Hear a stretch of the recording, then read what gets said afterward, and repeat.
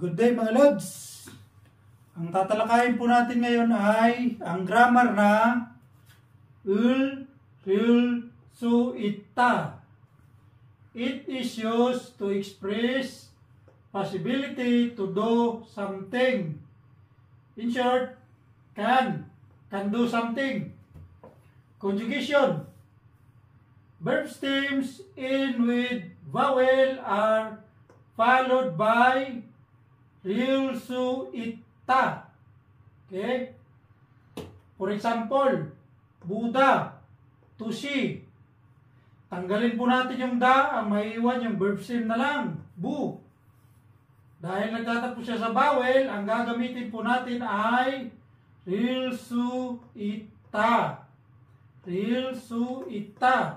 Pag pinagsama na po natin yung dalawang yan, magiging ganito na po siya. Bulsu itta or kansi. Ngayon, dumako naman po tayo sa isang conjugation. Verb stems ends with consonant are followed by ul, su, itta. For example, mukta, to eat. Tanggalin natin yung da. Maiwan na lang yung mok, yung verb stem. Mok, dahil consonant yung last niya, ends nagtatapos siya sa consonant. Ang gagamitin natin ay ulsu itta. Mok plus ulsu itta. Pag pinagsama na po natin yung dalawang yan, magiging ganito na po siya.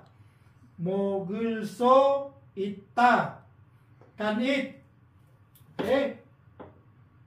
Can eat po yan mga lodi. Ngayon, dumako po tayo sa sentence. Example sentence. Number 1. Unjon halsu isoyo. I can drive. Kaya kong mag-drive. Unjon halso isoyo. Unjon halso isoyo. I can drive.